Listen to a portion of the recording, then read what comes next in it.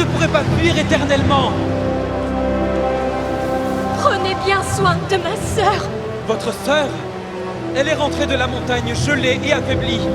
Elle a dit que vous lui aviez glacé le cœur. J'ai tenté de la sauver, mais il était trop tard. Sa peau était de glace, sa chevelure était blanche.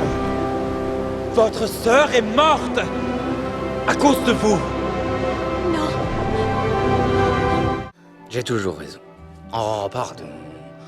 Alors, écoutez, ça ne me ressemble pas, mais j'accepte que vous renonciez. Comment? Si. Et ne me remerciez pas. Alors, on fait demi-tour, je vous raccompagne avec votre poêle et votre crapaud, je reprends ma sacoche, vous reprenez tranquillement une relation mère-fille basée sur une confiance mutuelle, et voilà! On se sépare, adieu, ni vu ni connu. Non! Je veux voir ces lanternes. Oh, mais c'est pas vrai, celle-là! Qu'est-ce que je dois faire pour récupérer ma sacoche? Gare à vous, Ryder. Chandelier, intimité, musique, c'est bien le meilleur endroit pour un combat au corps à corps. Ouh. Mais tu te bats aussi bien qu'un homme. C'est drôle, je pensais exactement la même chose à propos de vous. Tu aurais tendance à viser le bas-ventre, on dirait. Non. Là, oui. Touché. J'ignorais que tu avais un enfant. Les militaires la font tourner chèvre. Ça je l'ai vu. Je me présente, je suis Phébus. Ça veut dire Dieu Soleil. C'est impossible. Non, improbable. Oui, Elisabeth. Elle est saine et sauve, comme je te l'ai promis. Et elle est prête à épouser Norrington comme elle a promis. Et toi, tu vas mourir pour elle comme tu l'as promis. Nous sommes tous des hommes d'honneur, tu vois. Excepté Elisabeth, qui est en fait une femme. La ferme! Tu es le suivant! Arrêtez de percer des trous dans mon bâtiment! Bon sang. Vous êtes vraiment stupéfiant. Tous ces beaux discours sur la grandeur, mes voiles inondées de lumière. Quelle blague. Et là, une petite minute! Mais vous m'avez au moins appris une chose. Accroche-toi, pas vrai? Et c'est ce que j'ai l'intention de faire. Je vais m'assurer que vous ne touchiez pas à un seul doublon de mon trésor. Ah! Sache que ce trésor est à moi, mille tonnerres! Dans ce cas, vous n'avez qu'à le trouver sans moi et mon plan, mille tonnerres! Écoutez, j'apprécie ce que vous essayez de faire, mais regardez-moi, le visage le plus laid de Paris, vous vous souvenez? Je doute que je sois son type.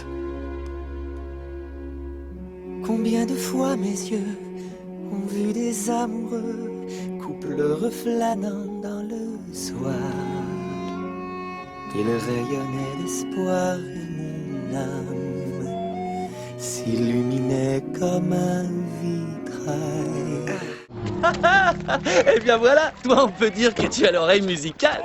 Tu as compris mon jeu de mots? Non? Bon bah c'est parce que tu as la tête dans un tuba. D'accord, une seconde. Quand j'étais moi j'avais une vie presque idéale. J'allais tous les soirs faire la fête et c'était pas trop mal. À ma gauche une rouquine, à droite une brunette. Une blonde ou deux, musique maestro, on connaît tous la recette. Un Louis, c'est la vie, elle ne fait que passer. On est sur terre pour s'amuser, faut pas chercher plus loin.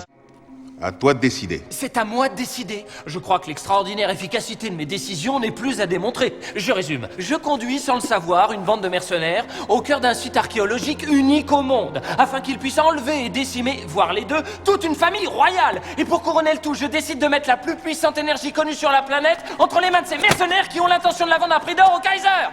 Et j'omis un seul détail. Oui, tu as mis le feu au campement et tu nous as fait tomber dans un gros trou. Merci beaucoup. Je me sens beaucoup mieux.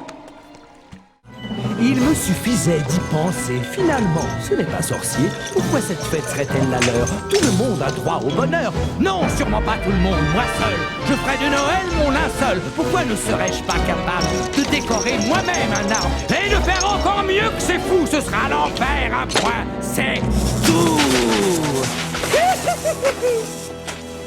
Eureka! Cette année, c'est nous qui allons célébrer Noël! Et pas n'importe quels espions. Son capitaine des gardes et son loyal bossu le sonneur de cloche. La justice ne traîne pas avec moi, car je suis l'avocat et le juge à la fois. Et si la cour aime les procès combacle, c'est que la sentence nous remplit de joie. Un dernier mot. C'est ce qu'ils disent tous. L'affaire est claire, c'est une évidence. Non, objection. Rejeté. Silence. Je dis que tu es innocent. Ce que tu dis ne change rien. Tu ne comprends pas.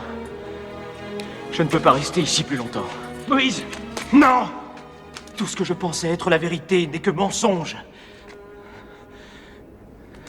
Je ne suis pas celui que tu crois.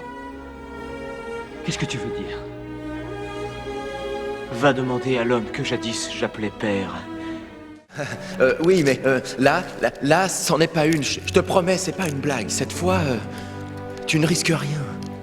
Tu dois croire en moi, je t'en prie. Tu as vu? Tu as vu ça? C'était moi! J'avais une famille! Et j'avais une sœur! Je l'ai sauvée! Alors il m'a choisi pour ça. Je suis un gardien. Soldats!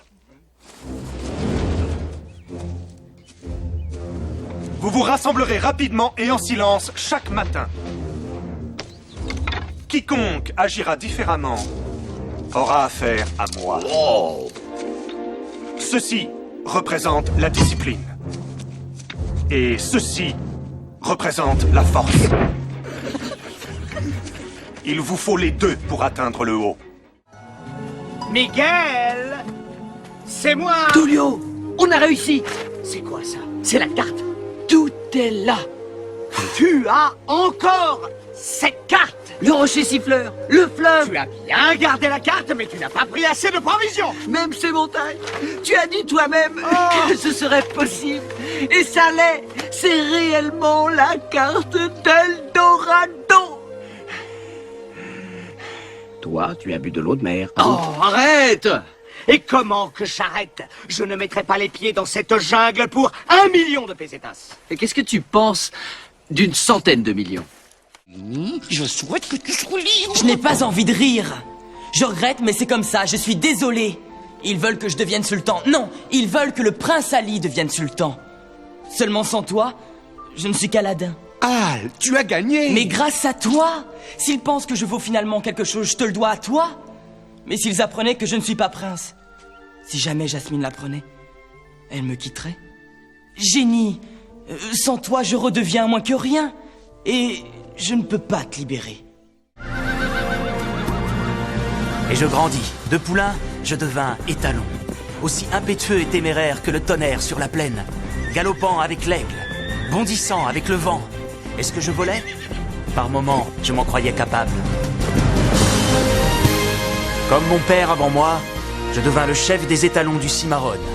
À la fois un honneur et une responsabilité. Ne vous faites pas voir d'eux et ne les cherchez pas. Ils ne nous veulent pas de mal, Kerchak. Tarzan, je ne les connais pas. Mais moi, si, je les ai rencontrés. Tu serais prêt à mettre notre famille en péril, mais moi, non. Pourquoi te sens-tu menacé par ceux qui sont différents de toi? Protège cette famille et ne t'approche pas d'eux. Tarzan, pour une fois, écoute Kerchak. Pourquoi tu ne m'as jamais dit qu'il y a des créatures qui me ressemblent?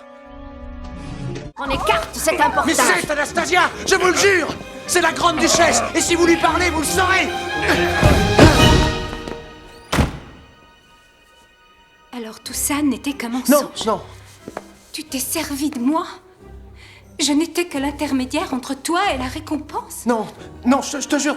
Écoute, c'est vrai, ça a commencé comme ça, mais tout est différent. Parce qu'à présent, je sais que tu es Anastasia. C'est toi. Ça suffit. Depuis le début, tu n'as pas arrêté de me mentir. Et dire que non seulement je t'ai cru, mais que je suis... Anya, je t'en prie. Lorsque tu as parlé de la porte qui s'était ouverte et de l'enfant qui... Écoute-moi, cet enfant... Non. Ne me parle plus jamais de ce que j'ai dit ou de ce que j'ai cru me rappeler, compris? Laisse-moi tranquille. Anya, il faut que tu saches la vérité. Tu trouves toujours que ce n'est pas la place d'une femme? Absolument. Franchement, regarde un peu mon navire. Cette rambarde d'acajou sculptée à la main. Et regarde ça, des bas-reliefs importés tout droit de Damas. Est-ce que tu as la moindre idée du mal que j'ai eu à les voler? Ah, C'est pour ça qu'il faut toujours interdire aux femmes de prendre le volant. Non, mais t'es cinglé! Je viens de te sauver la vie! Oh, fallait pas t'en faire. Je m'en sors toujours. C'est ça. Espèce d'ingrats. Tous les mêmes. Et tu as écaillé la peinture! Ici, regarde ça! Tu appelles peut-être ça une éraflure? Entraînement dragon, première séance demain matin. Oh misère, j'aurais dû commencer. C'est que je me disais, au fond, on a un vrai surplus de vikings fracasseurs de dragons, mais a-t-on suffisamment de vikings boulangers-pâtissiers? Ou de vikings dépanneurs à domicile? T'auras besoin de ça. Je veux pas combattre tes dragons.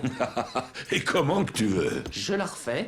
Papa, je peux pas tuer de dragons. Bien sûr que tu vas tuer des dragons. Je suis positivement sûr de chez sûr que non. Le jour est venu, Harold. Tu m'écoutes ou pas? C'est très sérieux, fils. Ah, ouais. Eh ben, c'est un truc de dingue, c'est que c'est moi, en fait, qui lui ai tiré dessus. Mais tu sais, ça va malgré tout. Hein. Il me l'a bien rendu. Pas vraiment grand. Tu pouvais pas me sauver tout entier, hein. Fallait que tu me rendes l'appareil. Alors, paye ta jambe.